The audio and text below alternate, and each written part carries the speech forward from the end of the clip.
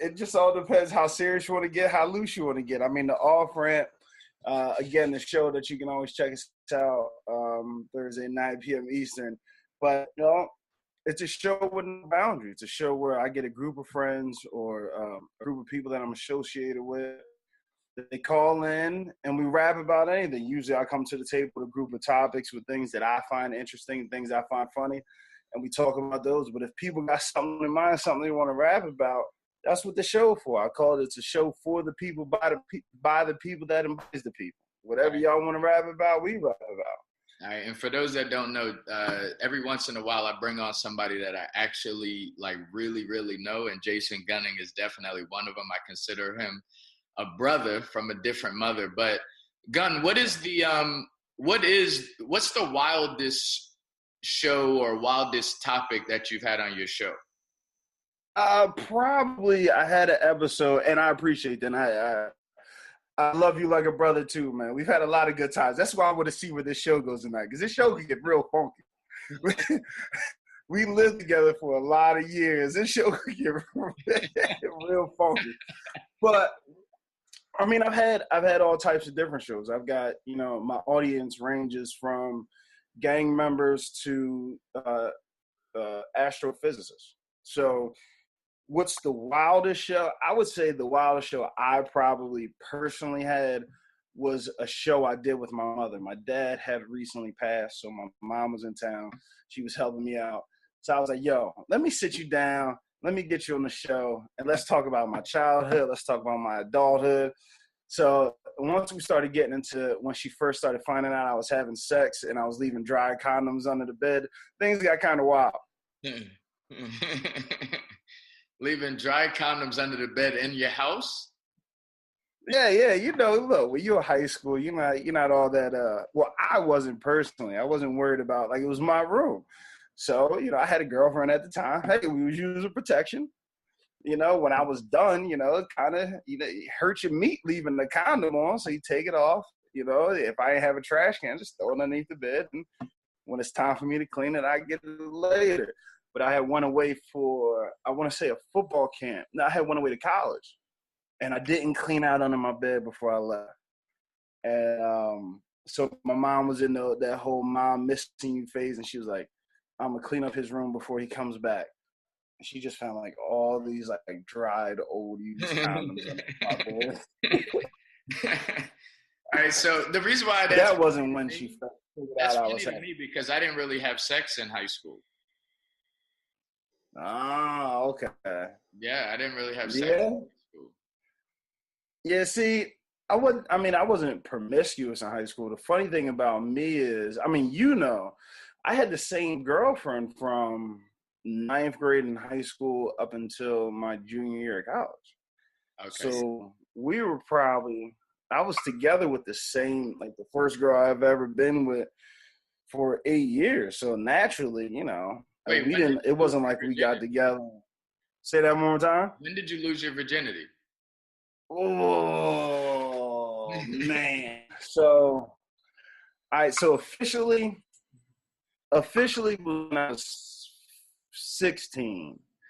But there was one time when I was about 14 that I was with the babysitter and things got a little weird, and she was like, you want to try it? And I was like, sure, but I busted before I even got in there, so I don't know if I really want to count. Like, as soon as I touched the vagina, it went off, so I was like, yo.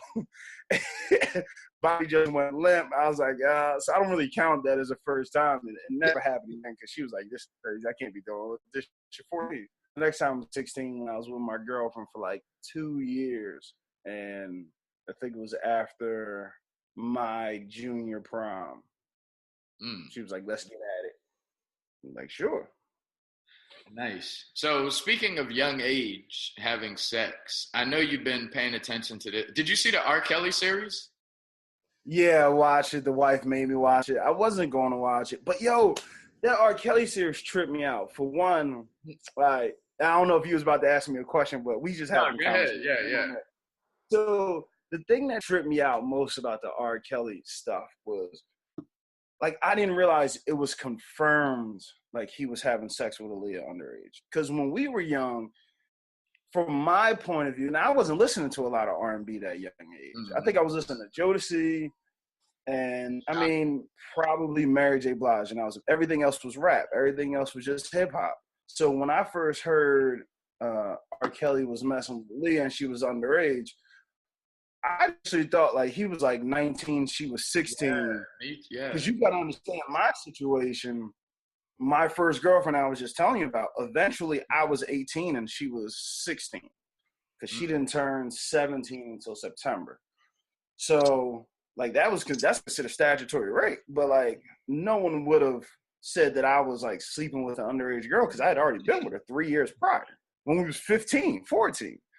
So when I heard the R. Kelly thing, I was like, well, if he knew her for a while and he's just a couple of years older, then why is everybody tripping? It wasn't until the documentary that I saw that he was like 30 and she was like 15. The most amazing thing is, as a parent now, I just can't believe a parent let that ride. Like somebody's got to die, But why? That's the one part I didn't understand either, because you had the moms going to try to find the girls, but the dads wasn't going. Yeah, and that, and it's sad. I mean, if you want to get into a real deep discussion about Black mothers and the responsibility that they have on their children versus Black fathers, I can understand why a Black mother is gone. I don't understand why a Black father is gone, because and the only thing that comes in my mind is that the Black father wasn't around. That's the only thing that could be possible in my head, because like somebody's got to die. Like I'm protective of my son. I couldn't imagine if it was a girl. If it was like, if I call my son and he like he's over one of his friend's house and I call and I'm like, hey, get on the phone. He's like, no, I'm having fun. I'm like, I'm on your ass. Like, get on the damn phone when I call you. If it's my daughter and she with another man and he like, yo, you can't talk to her, and bangs on me, yo, I'm going Full House. I'm going, what's the group? Full House at the house party. I'm going to take some gasoline. I'm a Full Force, my bad. Thank you for the correction. I'm going to burn the bitch down. Like, everybody's running out the house. So with your son, so it sounds like R. Kelly and Michael Jackson have, so you just said if your son is over somewhere. So you saying you would have been the person who killed Michael Jackson if your son was one of those boys?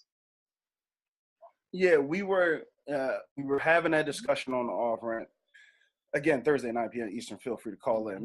Yeah, that's Stephen A. Smith, yo. Stephen A. Smith always. Feel free, come and join us. Let's join together. Let's join this. But yeah, so we were having this discussion on the off ramp that, so everyone wants to boycott R. Kelly because of his documentary. Everybody says, R. Kelly's off, he's cut off the list. And I was like, well, what about Michael Jackson? What about James Brown? What about all these people who's done all these terrible things but made great music? Now, me as personally, I've never been a huge R. Kelly fan. I think you were the first person that put me on to the TP2 joint with Ignition. I don't even think I even heard it, but I think I hopped in your Sebring one day and you was bumping it. And I was like, yo, this joint kind of tough. This joint is doing all right. But so I was never a big R. Kelly fan anyway, but I just look at it from perspective, like I still don't know R. Kelly. I don't know none of the artists I love. I love we argue Biggie, Jay-Z all the time. I love Biggie. I have no idea how he was as a person. Apparently he was beating Faith and Lil' Kim. So should I not listen to Biggie anymore? Like it's tough when you don't know. Watch the Cosby Show right now? Nah, man, you know me, man. I only watch sports. If I ain't watching sports, I'm probably not even watching TV. I'm probably researching stuff for the show. So you're saying you know how to separate the art from the artist? I'm telling you, I do know how to separate because I don't act like I know the artist even though I love their music. I struggle with that, to be honest Wow. with you. I struggle with it. Like I don't know. I just can't get past it. But like with Bill Cosby, I can still watch Fat Albert because that's like one of my favorites. But as far as the Cosby Show and even his stand-up, I can't really watch it because it's a distraction. I'm thinking about all the things that he did. And it's the same with R. Kelly. I get like like I love R. Kelly's music, but I think about what's going on, like, while I'm listening to it, so it makes it hard for me to listen to it, me personally. Well, see, okay, well, what about, okay, so do you like Jaheim's music? I haven't listened to it in a while, but yeah. Why? What's wrong with Jaheim? Okay, what about D'Angelo? Yep, I was just listening to that a couple weeks ago, the first album, Brown Sugar. What about Erykah Badu? Of course, Erykah Badu, yeah. Do you know that any of these people, do you know anything about their personal life besides their music? I know Erykah Badu has like 3 baby daddies. But that's exactly my point. We don't know these people. Like, they could be horrible too, or they could be great. We don't know because we don't know them. Like, I know you. I can listen to your podcast. I can listen to everything that you do. And I know the man behind the mic, no homo. And I know he's a great guy, a great human being. And I have no hesitation. But someone else who's listening to you who doesn't know your personal life, but they can still enjoy your podcast. Right? Yeah. So why can't you enjoy someone's music? I guess it's different when you find out they're a creep. Right, exactly. But yeah, I mean, I guess you're right. I guess if I found out that I was raping little girls, I beat your ass. Like, I think something will change. Like, if it came out, it was true, I was raping little girls, I think something would change. Yeah, absolutely. I'd get in my car and I'd find you and figure out what the fuck was going on. Because look, that's serious of an accusation. Like, me and you got to sit down, and I'm not the whole type of, I'm never going to talk to you because he a creep now. Nah, we're going to get you fixed. I'm going to find some holy water down in New Orleans. We're going to get some weed out of California, and we're going to figure out if we can fix this. That's actually funny. But that's real, though. But that's because I know you, though. Like, I mean, I guess because I was never a big fan of R. Kelly music, I never had to boycott it. But Michael Jackson, when Fab beat his girl. Well, see, I thought when Fab, and you know I'm a huge Fab. I think Fab, before that 444 album by Jay-Z, I thought Fab was the best rapper ever out of Brooklyn. Longevity besides Big. Because I thought he had eclipsed Jay with his mixtape. So I'm a big fan of Fab. With the whole Fab hitting his girl thing, I see that's a story that I never got too deep in. So I don't know if it was confirmed that he hit her or if he was just chasing around the car. They just got in a heated argument. I feel like I come from a different place because I had domestic violence in my household growing up. And so it's difficult for me to say he hit his girl, so he doesn't love her, when I seen my father hit my mom. And I know, and this ain't like shitting on my father, no, it's just something I grew up with. I know my father loved my mother. I saw it every other day of the year. It just said if he drank too much, he'd get violence, which is eventually why he had to stop drinking. He had an alcohol problem. He was an alcoholic.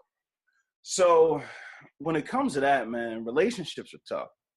I'd say I always